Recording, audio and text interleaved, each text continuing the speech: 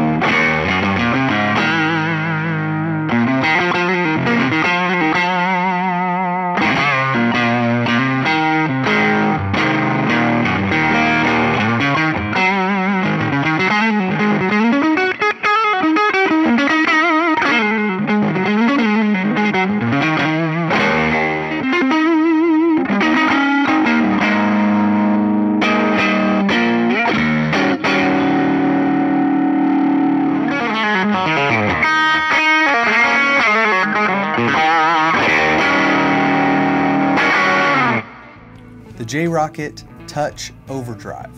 This is a pedal that I have wanted for a long time, and so when I finally got one and got to demo it here on the channel, everything that I believed about it was true, which is it's super dynamic, it's got a great feel to it, you can really sustain things, it's pretty smooth, and I usually keep that in my guitar case or in my pedal board just as a grab and go. If everything goes down, I just need one pedal.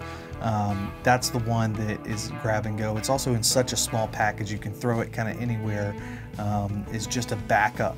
I believe I could play really any gig with just that pedal as far as drive is concerned.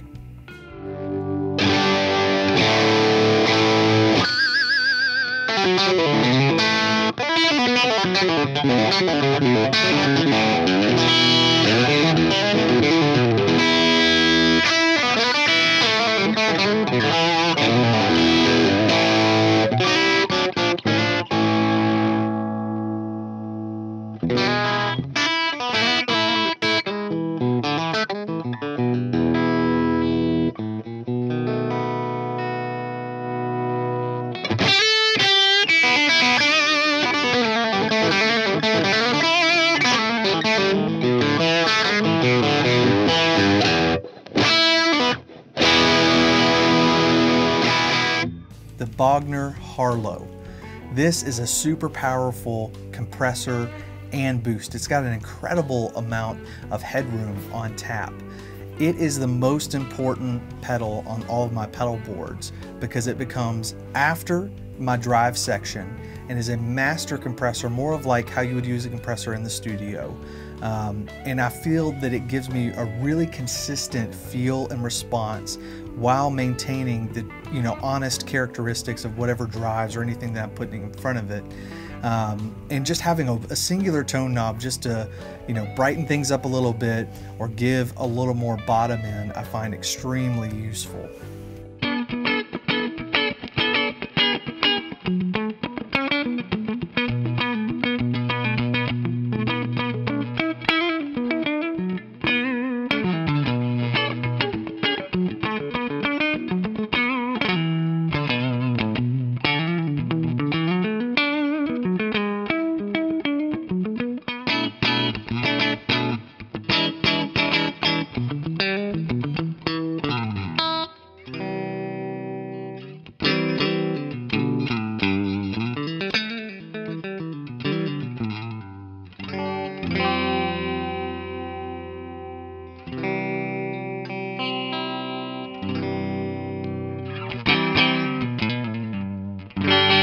the Line 6 DM4 Distortion Modeler.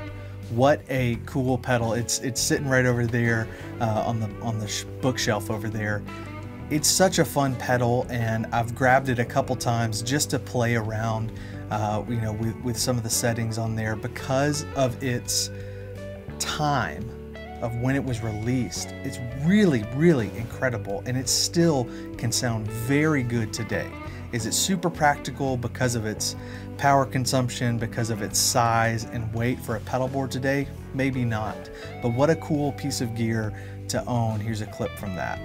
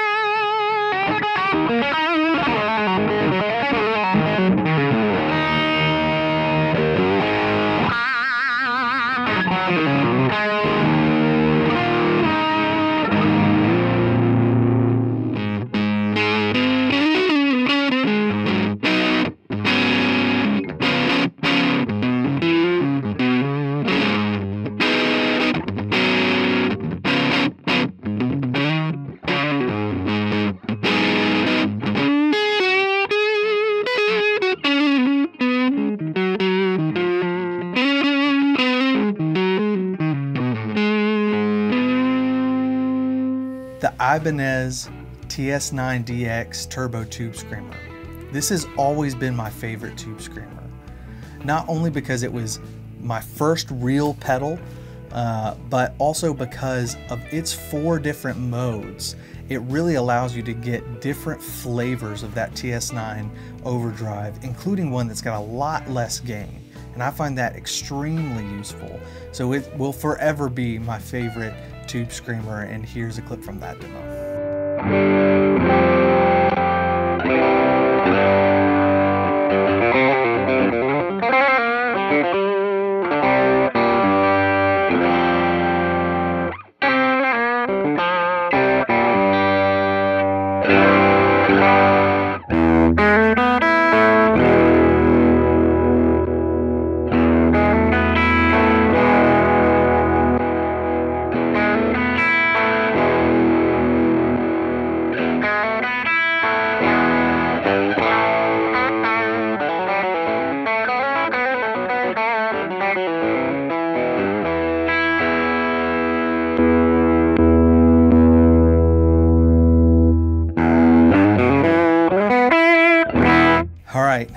The big one, my absolute dream guitar that this past year I got to custom order and receive, my James Tyler Studio Elite HD Burning Water 2K. It is an incredible, incredible guitar. I feel like I'm still getting to know it. Even after all this time, I've put a lot of work, put a lot of hours on that guitar, making music this year. But I'm super excited for what the future holds. I feel like that's always going to be, you know, forever from now on, my #1. It does everything that I want it to do. It feels the way that I want it to feel. I'm playing around with different string gauges right now. Let me know if you have a floating trim guitar and what gauges you use. I typically use 12 gauge strings on everything, but I'm playing around with going a little lighter on that one. Here's some clips from that video.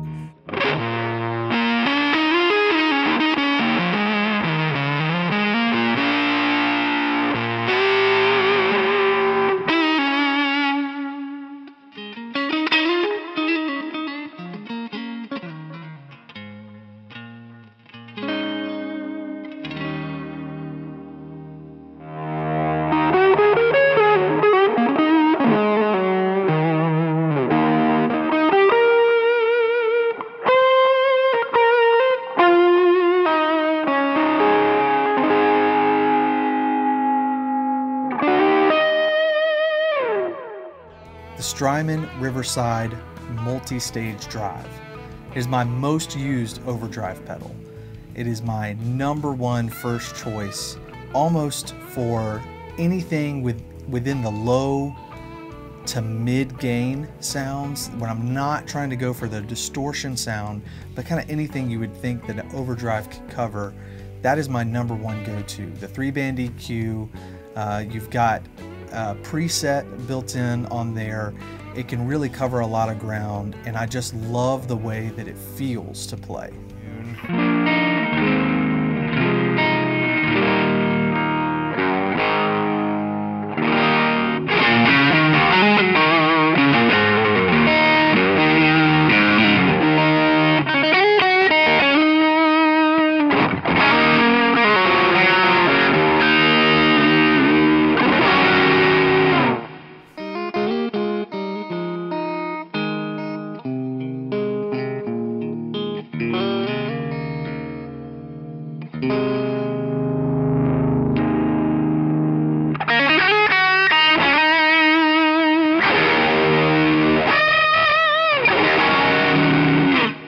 This year I also got a really cool kind of collector pedal, but it happens to be my favorite fuzz pedal that I've ever played.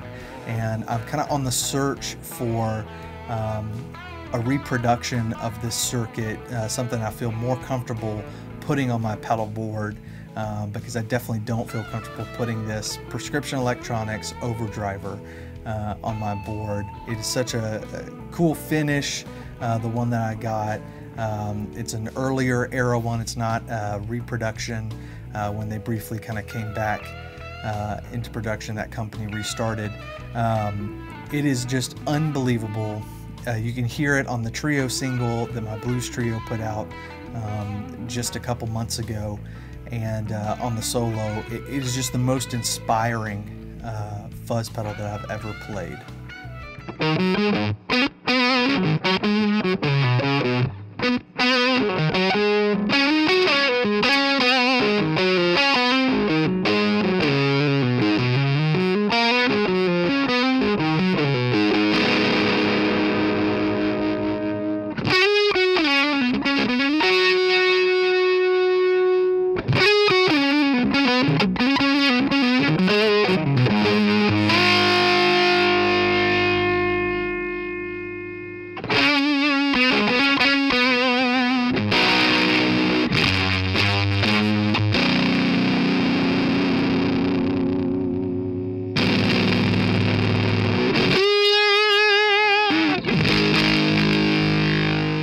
Something that's been eye-opening is ever since I tried the Stringjoy Aerial Posen kind of custom set of baritone strings for a standard scale guitar, so that you can play in baritone tunings, do all your baritone fun, but you don't have to buy a new guitar, you don't have to buy an extended range neck to put on your guitar. You can do the conversion with upping the string gauge. And so that was a really fun video to do. I've done it once in the past before filming that video, but kind of after it, I decided to kind of really lean into it. So I've got a couple guitars set up that way now, and I'm finding myself using baritone more and more just because my eyes are kind of opened to that. It sits in a different place. It makes me play totally different.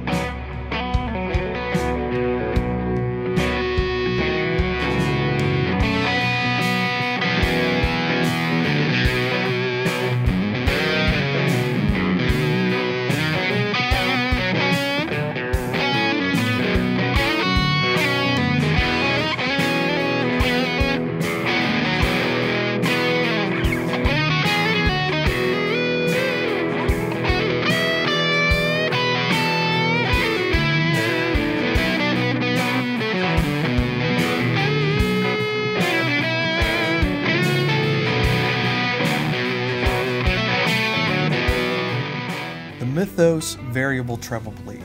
This was a super nerdy video that did not do very well. Not a ton of people watched it. Actually, about half of these videos got very little views, and about half of them got a lot of views, at least for me, in this small channel. But the variable treble bleed is such a cool thing if you really want to get into the weeds.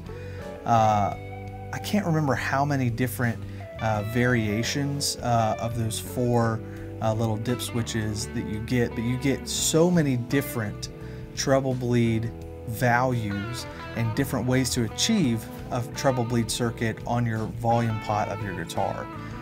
It totally changes how the guitar reacts and responds with other pedals, but also just clean, you can hear these crazy differences in the top end and how full the pickups sound.